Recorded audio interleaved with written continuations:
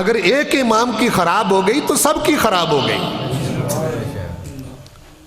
میں یہ بات تیر تکے سے نہیں کہہ رہا، اگر آپ 50 بندے پیچھے کھڑے ہیں امام کے، 50 کو غلطی لگ جائے تو سجدہ صاحب لگتا ہے؟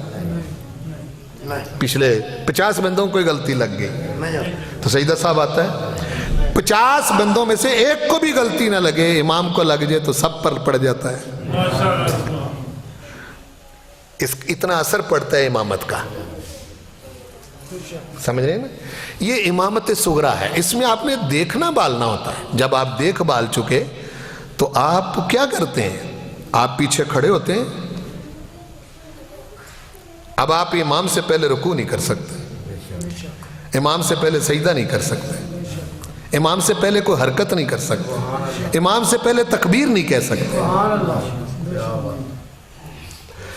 اس کی وعید اس حد تک رسول پاک نے فرمائی ہے کہ کہیں ایسا نہ ہو کہ اگر کوئی بندہ امام سے پہلے رکوع کرتا ہے تو اس کی شکل گدھے جیسی کر دی جائے۔ یہ حدیث شریف ہے، سمجھ آگئی نا؟ تو یعنی امام سے پہلے آپ پھر پہل نہیں کر سکتے کسی بھی مقام میں، اتنی بڑی اتھارٹی ہے اس کی۔ جب اس نے اللہ اکبر کہنا ہے تو آپ نے بعد میں کہنا ہے، بعد میں کہہ کہ آپ نے رکوع میں جانا ہے تو اس کے پیچھے جانا ہے آپ نے۔ وہ آپ کو تھوڑا سا لمبا بھی کھڑا کر سکتا ہے، تھوڑا شارٹ بھی کھڑا کر سکتا ہے، آپ چیں بجبی نہیں ہو سکتے،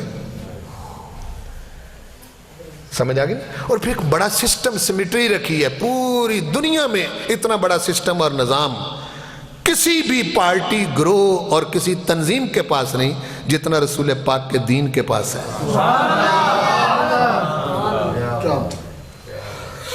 پارٹی بناتے ہیں، ایک سربراہ ہوتا ہے اور ہر پارٹی کے شہر گاؤں دفتر ہوتے ہیں جی۔ حضور علیہ السلام کا جو دین ہے اس کو بھی پروردگار نے ایک پارٹی کہا ہے، قرآن میں کہا ہے حزب اللہ۔ کیا کہا ہے؟ اولئک حزب اللہ۔ یہ جو محمد رسول اللہ کی قیادت میں امت ہے یہ اللہ کی پارٹی ہے۔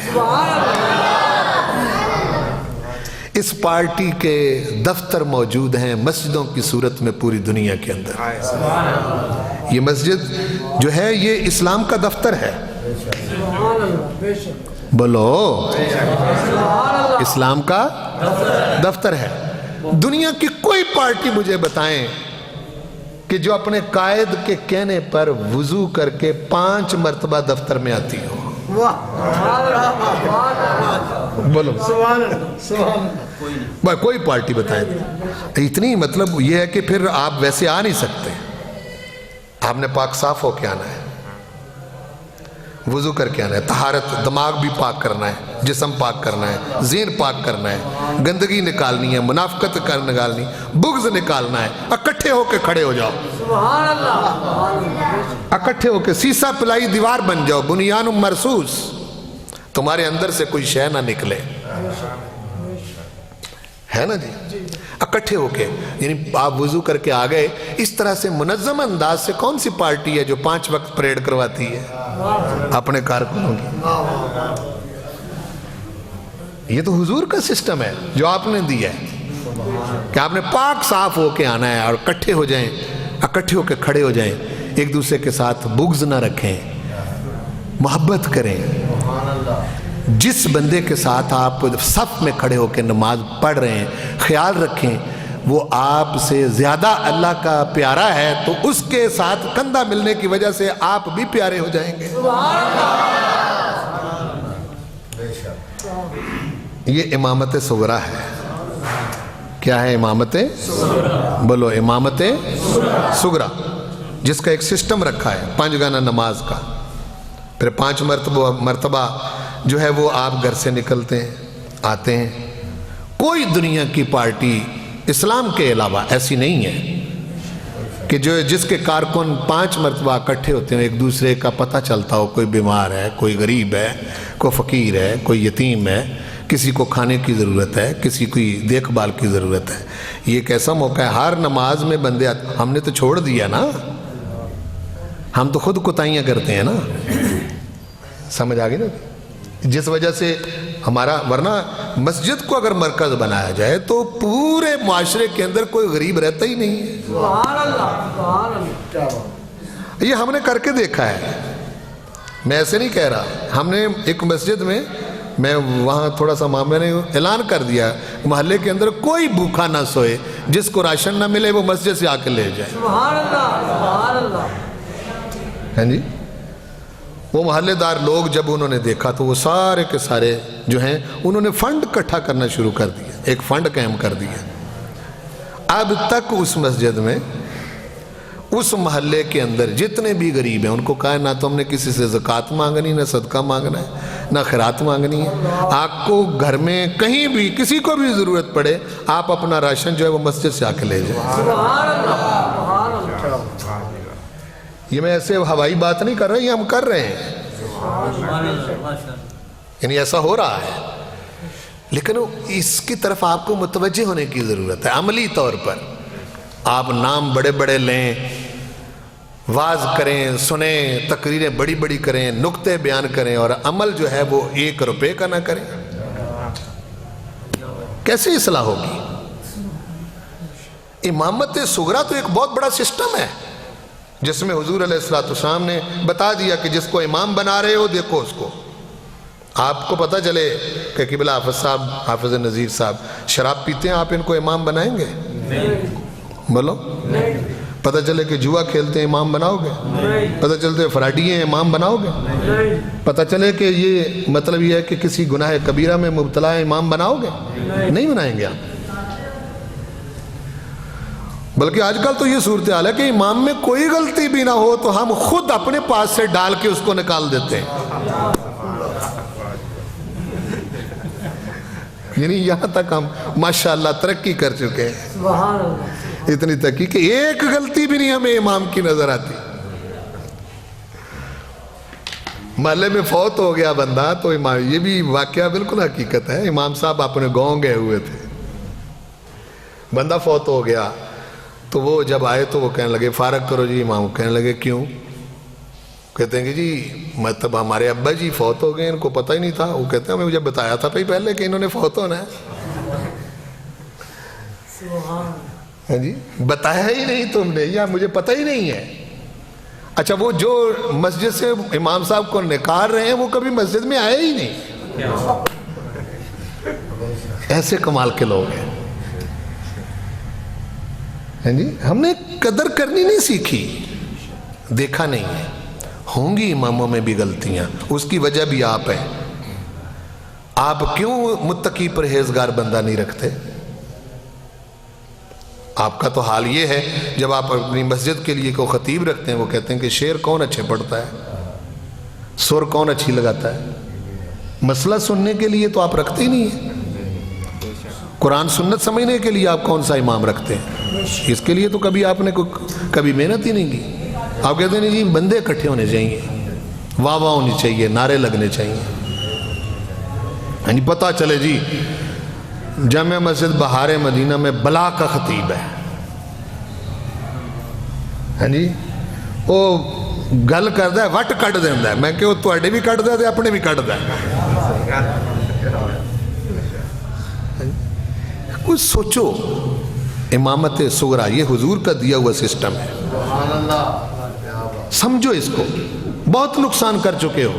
یہ جتنے آپ کے مشن اور آپ کے عقیدے کے خلاف بھونکتے پھرتے ہیں ان کو موقع آپ نے دیا ہے. یہ وقت ضائع کیا آپ نے، اپنا پیسہ ضائع کیا ہے. مجھے نہیں پتا یہ مسجد کب کی بنی ہوئی ہے، اب تک یہاں کتنے لوگوں نے ترجمہ قرآن پڑھا ہے. اس کا انتظام انتظامیہ نے کیا کیا ہے؟ برا نہ منائیں. مسجدوں سے قرآن مجید کا درس جانا چاہیے. پورے محلے میں ایک شخص بھی نہیں رہنا چاہیے جس کو قرآن مجید کا ترجمہ نہ آتا ہو. اس کے لیے پیسہ خرچ کریں، اس کے لیے تگ و دو کریں، محنت کریں. بندے موجود ہیں، میں جانتا ہوں حافظ صاحب کو، دیر سے جانتا ہوں. یہ کام کرنے والے بندے ہیں، متحرک آدمی، مجھ سے زیادہ متحرک ہیں. میں تو سست بندہ ہوں.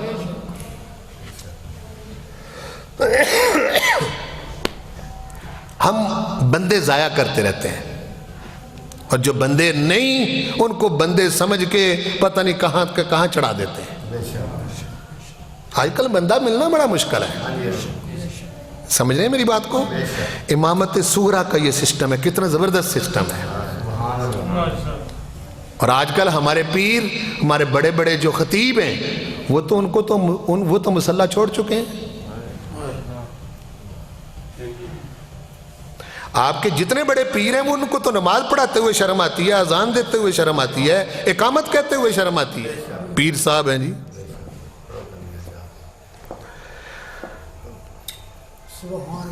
بتائیں مجھے، چلیں جائیں کسی جگہ پر چلے جائیں آپ، انہوں نے ایک حافظ رکھا ہوا ہے جو جماعت کرواتا ہے۔ میں 2-4 جگہوں پر میں نے کہا پیر صاحب آپ خود جماعت کیوں نہیں کرواتے؟ آپ رسول پاک سے بڑے ہیں۔ سبحان اللہ، کیا بات، حضور نے ساری عمر خود امامت کروائی ہے۔ سبحان اللہ، بولو کوئی پیر رہتا ہے اگر حضور کی نسبت نہ ہو؟ بولو کوئی بڑا رہتا ہے؟ جن کے نام کا کھاتے ہو نہیں کے مسئلے سے شرم آتی ہے۔ بڑے بڑے تمہارے سلسلے ہیں، اس کے باوجود جو ہے وہ امامت نہیں کروانی۔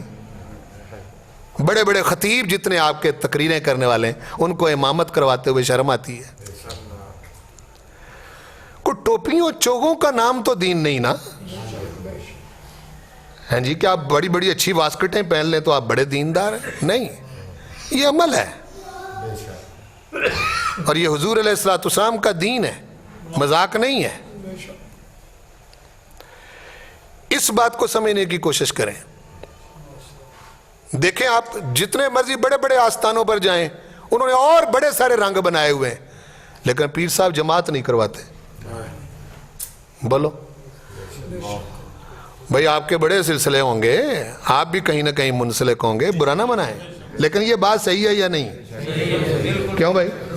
ہاں، تو میں یہی بات آپ کو سمجھانا چاہ رہا ہوں کہ میں کوئی عجیب اور اچھمبی بات نہیں کر رہا، کہ پھر سرور کونین صلی اللہ علیہ وسلم نے جو محنت کی ہے، خود جب سے نماز با جماعت فرض ہوئی، صرف 1-2 یا چند نمازیں رسول پاک صلی اللہ علیہ وسلم کی غیر موجودگی میں کسی اور نے پڑھائیں، آپ کے ہوتے ہوئے کسی اور نے نماز پڑھائی ہی نہیں۔ فرما دیا کہ اگر افضل بندہ موجود ہو تو وہ جماعت کروائے، افضل بندہ موجود ہو تو وہ جماعت کروائے۔ تو جہاں بڑے بڑے پیر صاحب موجود ہوتے ہیں وہ بالکل 5, 6, 7, 8, 10 ہزار روپے کے رکھا ہوا ایک حافظ ہے، اس کو آگے کھڑا کر دیتے ہیں، وہ بڑا ہوتا ہے پیر صاحب سے؟ بولیں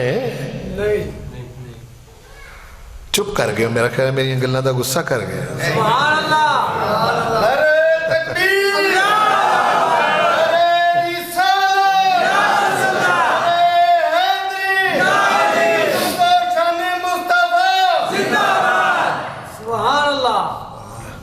گارڈن ٹاؤن لاہور میں مجھے کسی نے بلایا، کوئی دعوت تھی، میں وہاں چلا گیا، تو وہ مسجد وہ جہاں سے شروع ہوتی ہے کوئی تقریباً میرا خیال ہے کوئی 4 کنال پر وہ گلی گزر کے آگے مسجد آتی تھی،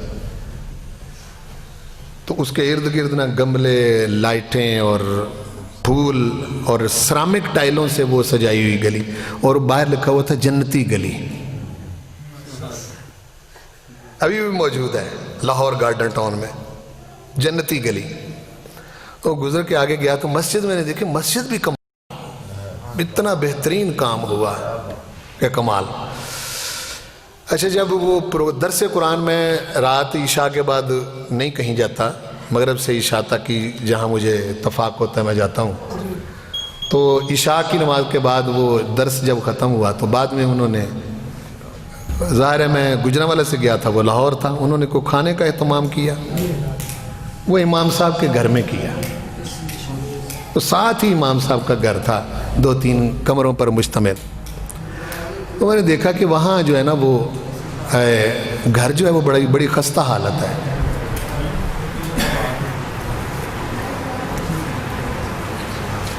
بالے پڑے ہوئے ہیں اس پر،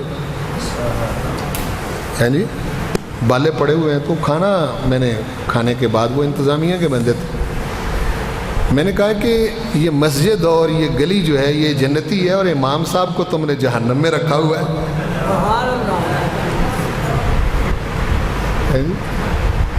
کوئی امام صاحب کا بھی کوئی اچھا سا گھر بناؤ, تم ان کے پیچھے نماز پڑھتے ہو. جی ان کی خدمت کرو, ان کو اس درجے پر لاؤ کہ وہ واقعی امام نظر آئیں. اور محتاج بندے کے پیچھے تو نماز بھی نہیں ہوتی یار. بولو, محتاج بندے کے پیچھے, جو تمہارا غلام ہے اس کے پیچھے نماز کیسے ہوگی؟ کھڑا مسلح پر ہو اور غلام تمہارا ہو, اس کے پیچھے کیسے نماز ہوگی؟ بولے نا جی. اس کے پیچھے نماز تب ہوگی جب تم غلام بنو گے, اس کو آقا بناؤ گے, تب نماز. یہ امامت صغریٰ ہے. یہ کیا ہے امامت؟ اور یہ ٹریننگ ہاؤس ہے. حضور علیہ السلام نے بڑی امامت کے لیے اس کو ٹریننگ بنایا.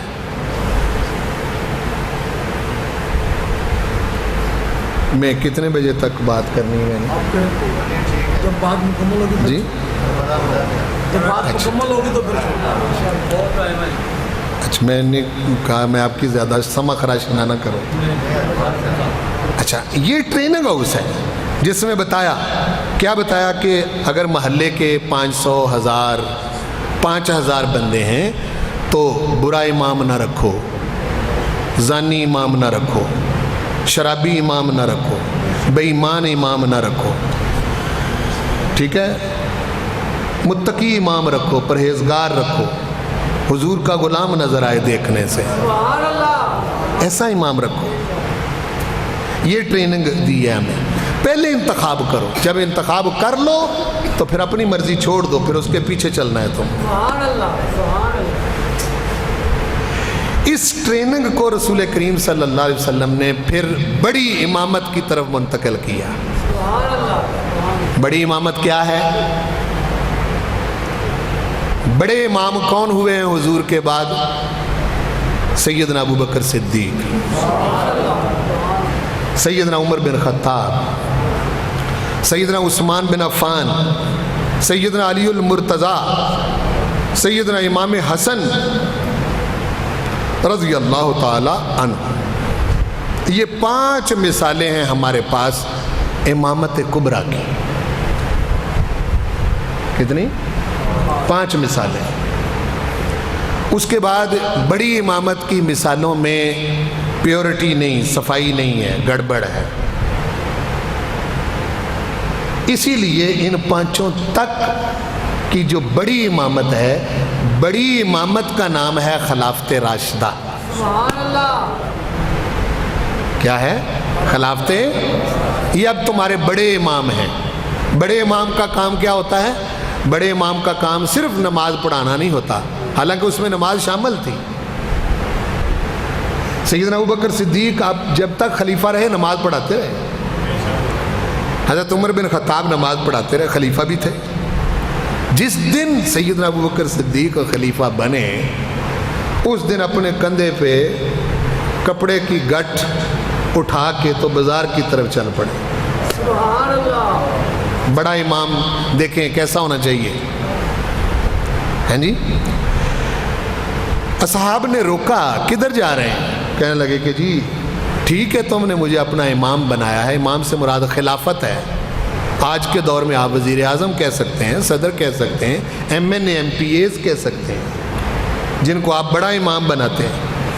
یہ 5 وقت کا امام ہوتا ہے مسجد کا, وہ 5 سال کا امام ہوتا ہے جس کو آپ منتخب کرتے ہیں, وہ بڑی امامت ہے.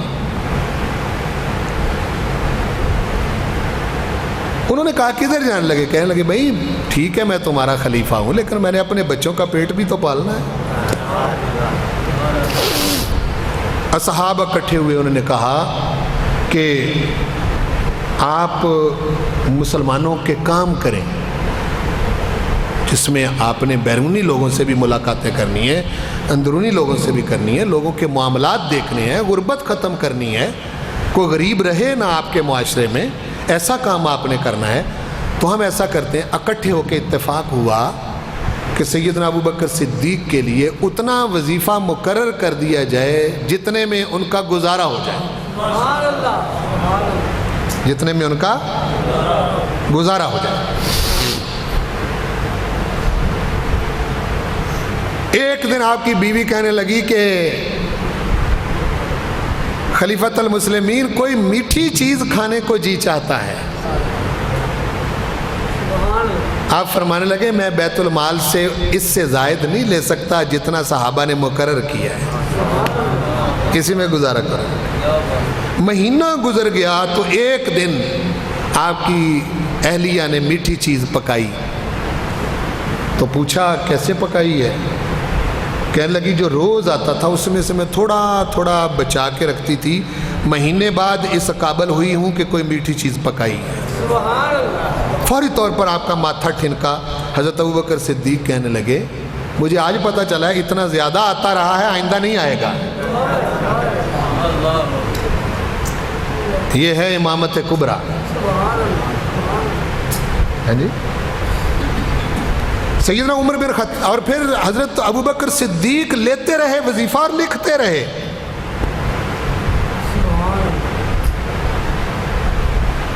2 سال اور چند دن آپ کی خلافت کا دورانیہ ہے۔ 2 سال اور چند دن میں جتنا وظیفہ لیا تھا وہ سارا لکھا ہوا تھا، اور اپنی بیٹی ام المومنین حضرت عائشہ صدیقہ کو کہنے لگے اصحاب کے کانے پر میں نے لے لیا تھا، اب میں یہ سارا جتنا پورے خلافت کے زمانے میں لیا ہے یہ میں سارا بیت المال میں واپس کر کے جا رہا ہوں۔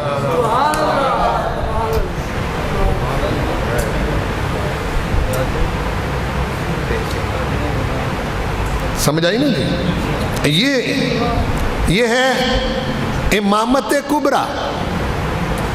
بولو امامت، جس کی بنیاد تھی امامت صغریٰ۔ امام کو جانچا یہاں جاتا تھا کہ جس بندے کے پیچھے 2 رکعت کی نماز نہیں ہو سکتی اس بندے کو ملک کی سربراہی کیسے دی جا سکتی؟ یہ معیار تھا۔ سمجھ آگئی نا جی؟ آپ اسی لیے بھگت رہے ہیں اور بھگتیں گے اور بھگتیں گے۔ شریف بندہ تو آپ کو وارہ نہیں نہ کھاتا، اور اگر کوئی شریف بندہ آئے بھی تو آپ کہتے ہیں نو جی نا، شریف بندے کا کیا کام ہے سیاست میں؟ ہاں جی، یعنی بدماش ہونے چاہیے، رساگیر ہونے چاہیے، ہاں جی، عیاش ہونے چاہیے، شرابی ہونے چاہیے، زانی ہونے چاہیے، پھڈے باز ہونے چاہیے، وہ ہمارے بڑے امام بنے۔ شریف بندے کا کیا کام ہے؟ یہ آپ کہتے ہیں یا نہیں کہتے؟ بولو باہر میں نے کیا کہنا ہے؟ آپ نمازیں پڑھنے والے یہ باتیں کرتے ہیں، باہر باتیں کیا کرتے ہیں؟ آپ کہتے ہیں کیا کام ہے جی؟ اچھا حضرت ابوبکر صدیق نے کوئی برا کام کیا مسلمانوں کا خلیفہ بن کے؟ وہی تو خلافت ہے ایسا۔ حضرت عمر بن خطاب کا دورانیہ 10 سال سے زیادہ کا ہے، آپ 10 سال تک خلیفہ رہے، اور حالت یہ تھی کہ بیمار ہو گئے تو طبیب نے کہا کہ آپ کو شہد کی ضرورت ہے۔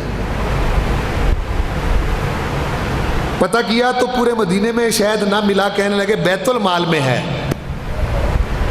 کہنے لگے وہ تو مسلمانوں کا ہے۔ حضرت عمر بن خطاب نے تمام صحابہ کو اکٹھا کر لیا، اکٹھا کر کے کہا کہ میں بیمار ہوں، طبیب نے شہد ریکمینڈ کیا ہے، اگر تم، چونکہ یہ مال تمہارا ہے، اگر تم سب اجازت دو تو میں اپنی بیماری کے علاج کے لیے اتنا شہد لے لوں۔ سبحان اللہ سبحان اللہ۔ ہاں جی، یہ امامت کبریٰ ہے۔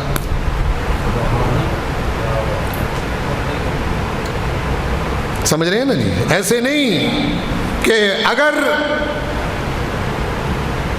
22 لاکھ مربع میل کے ایریے میں زلزلہ آ جائے تو عمر بن خطاب زمین پر پاؤں مارے اور کہے کہ اے زمین تجھ پر زلزلہ کیوں آیا ہے؟ کیا عمر تجھ پر انصاف نہیں کرتا؟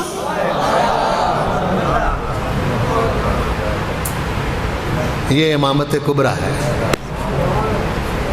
یہ امامت کبریٰ ہے. یہ دو خلیفہ گزارے کے مطابق، پہلوں نے تو جمع کروا دیا.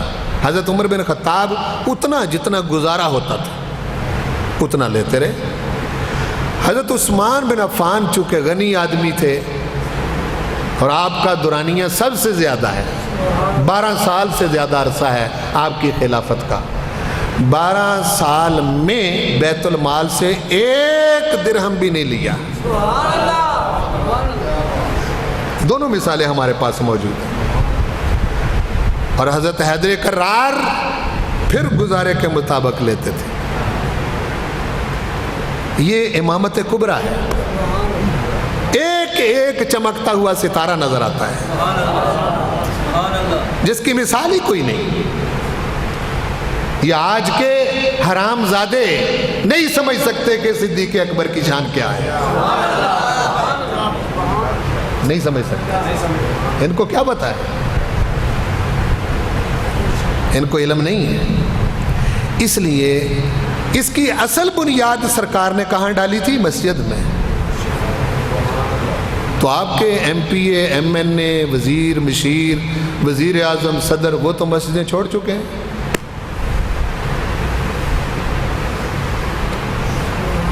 کیوں جی؟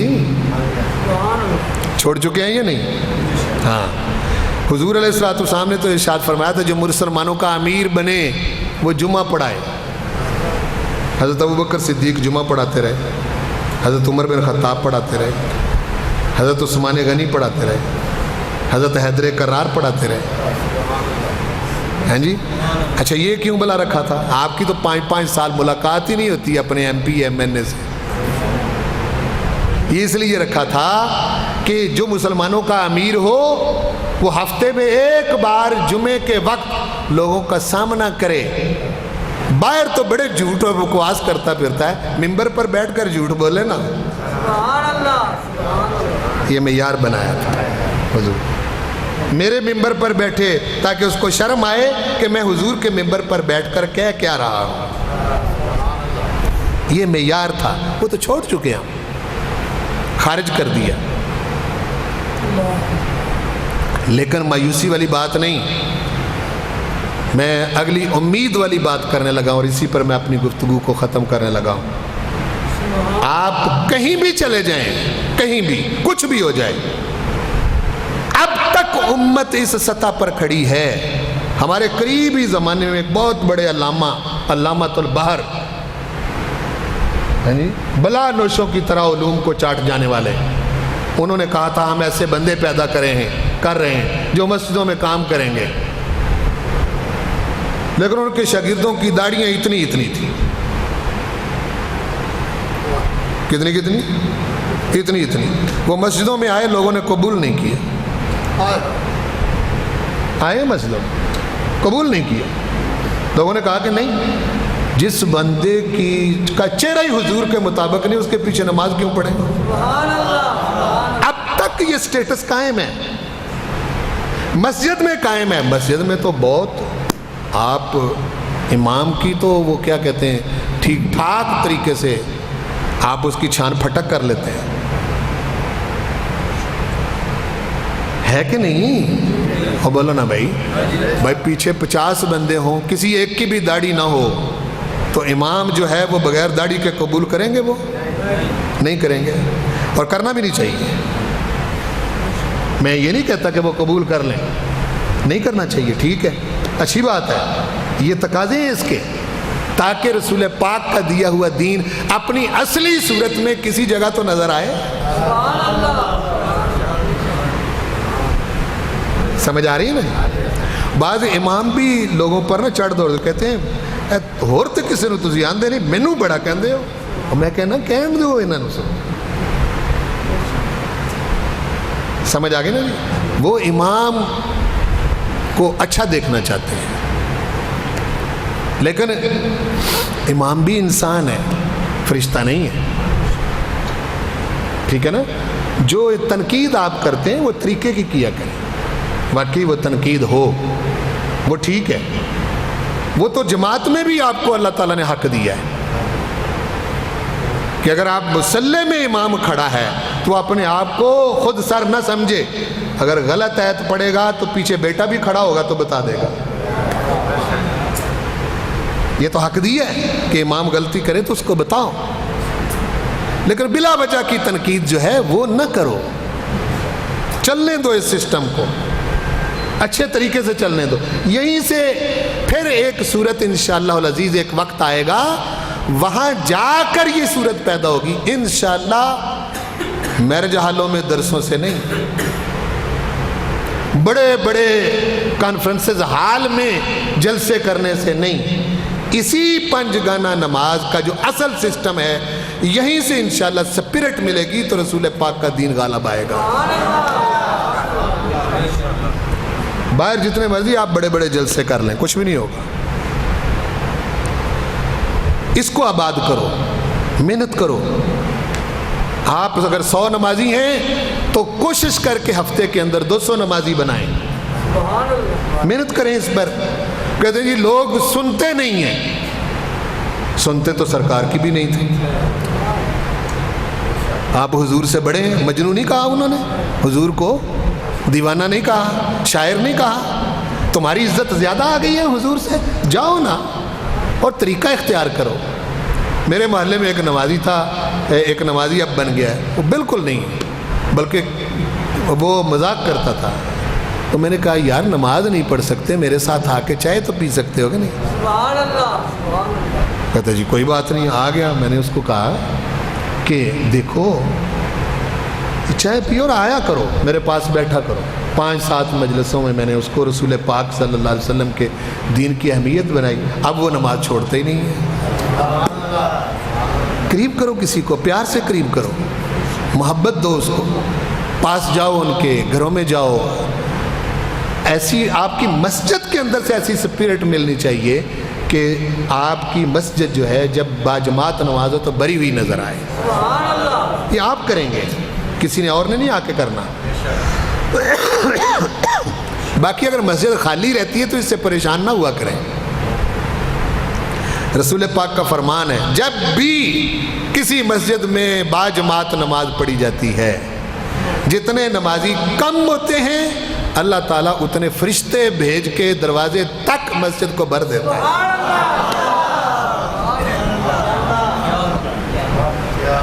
اس سے پریشان محنت کرو، کوشش کرو. آپ کو اللہ تعالیٰ نے بندہ دیا ہے، متحرک آدمی ہے، ہیں جی، عالم بھی ہیں، سمجھدار بھی ہیں، اور بلا وجہ نہیں. میں ان کو پتہ ہے میں تو ایسے کسی بندے کے قریب ہی نہیں ہوتا، میری طبیعت میں شامل. میں بہت زیادہ مجلسی محفلی بندہ نہیں ہوں، ہیں جی. اس کے باوجود متحرک ہے. میں یہ آپ کو کہہ کے جا رہا ہوں، میں کوئی پیشہ ور بندہ نہیں ہوں، کوئی آپ سے پیسے لینے نہیں آیا. لیکن آپ کی خدمت میں یہ گزارش کروں گا کہ آپ کو یہ اگر موقع ملا، بندے کوئی سبب بنتا ہے، اور حافظ صاحب بھی اس سے پریشان نہ ہو. میں ایک بہت اعلیٰ جگہ پر رہتا تھا، لوگوں کی بد اعتمادی ہوگی، میں نے چھوڑ دیا. میں ایک بڑے فقیر بندے کے پاس گیا، انہوں نے کہا فکر نہ کرو، تمہیں اللہ تعالیٰ اس سے بھی زیادہ اچھے حالات میں لے جائے گا. سبحان اللہ. سبحان اللہ. ہجرت میں برکت ہوتی ہے. سمجھ آئی نا؟ اس لیے آپ کوشش کریں، محنت کریں گے. بولو نا بھائی، جلسے کرتے ہو، آخر اس پر اتنا خرچہ کرتے ہو تو اس مسجد کو آباد کرنے کے لیے بھی تو محنت کرنی ہے. قرآن مجید پڑھنے پڑھانے کا اہتمام کرو گے. ہیں جی جی ماشاءاللہ. آپ سب بتا رہے ہیں کہ ترجمۃ القرآن کی کلاس شروع کر دی. اس لیے اس پر کام کریں، یہاں سے نور پھیلے قرآن کا، دین کا، ایمان کا. زیادہ سے زیادہ آپ کے بچے بچیاں پڑھیں، نیک بنے، صالح بنے، اللہ والے بنے، حضور کے سچے غلام بنے، تاکہ آپ کے گھروں میں ڈاکے نہ ڈالے جائیں. ایک ڈاکہ مال کا ہوتا ہے، ایک ڈاکہ ایمان پر بھی ہوتا ہے. سبحان اللہ. اس سے بچاؤ اپنے بچوں کو. تو میں نے 3 قسم کی باتیں آپ سے کی. ایک بین الاقوامی امامت، وہ حضور کی امت کے پاس ہے اس وقت. اس کو سیاسی طور پر نہ دیکھیں، رسول پاک کی ذات کے طور پر دیکھیں. اس وقت نبی کون ہے؟ नबूवत किसकी जारी है? हुजूर की। कलमा भी हुजूर का है, और कलमा उसका पढ़ा जाता है जिसका सिक्का चलता हो। हुजूर की वजह से ये दीन गालिब है इंशाअल्लाह, ये कभी मगलूब नहीं होगा। और वो आयत मैं क़िबला हाफ़िज़ साहब की खिदमत में करूँगा, यहाँ कहीं लिख कर लगा दें, सूरतुल हशर की, कतबल्लाह लअग़लिबन्ना अना व रुसुली इन्नल्लाह कविय्युन अज़ीज़। अल्लाह ने ये बात लिख दी है, कतबल्लाह लिख दी है, लअग़लिबन्ना अना व रुसुली, चाहे हालात कहीं पहुँच जाएं, मैं और मेरे रसूल ही गालिब रहेंगे। इन्नल्लाह कविय्युन अज़ीज़, मैं ताकतवर भी हूँ, गालिब भी हूँ। ये जितने भी इस वक्त आपको छुछुंदरें नज़र आ रही हैं, ये सब दुम दबा कर भाग जाएंगी। गालिब इंशाअल्लाह हुजूर ने रहना है, परेशान होने वाली बात नहीं है, ठीक है। अल्लाह पाक आपको सेहत दे, तंदुरुस्ती दे, ईमान की सलामती दे, जामिया मस्जिद बहार मदीना को आबाद और शाद रखे। क़िबला हाफ़िज़ साहब को सेहत, तंदुरुस्ती, इल्म व अमल में बरकतें नसीब फरमाए और यहाँ बहार आए। मोमिन का कोई देश नहीं होता, क्या कह रहा हूँ, मोमिन का हम वो जगहों से नहीं चिमटता। ये मेरा सबक याद रखें, बशमूल मेरे हाफ़िज़ साहब के जो मैं बात कर रहा हूँ। मोमिन किसी जगह से नहीं चिमटता ना, उसकी एक ड्यूटी होती है, उसने करनी है और फिर उड़ जाना है। कोई देश नहीं होता। मोमिन उतना बड़ा होता है जितने बड़े हुजूर हैं, इतना बड़ा वसी उसका ज़हन होता है। जंगल में बैठ जाए, ये हज़रत बाबा फरीदुद्दीन गंज शकर जंगल में बैठे थे, हज़रत दाता गंज बख्श अली हजवेरी दरिया के किनारे बैठे थे, हाँ जी। अजूदन हिंदुस्तान में हिंदुओं में आके जो है वो ख्वाजा अजमेरी बैठ गए थे, है कि नहीं। इसलिए मोमिन जहाँ होता है वहाँ रौनक लगा लेता है। अपनी सोच फिक्र अल्लाह और उसके रसूल की रज़ा के लिए होनी चाहिए। वमा अलैया इल्लल बलाग।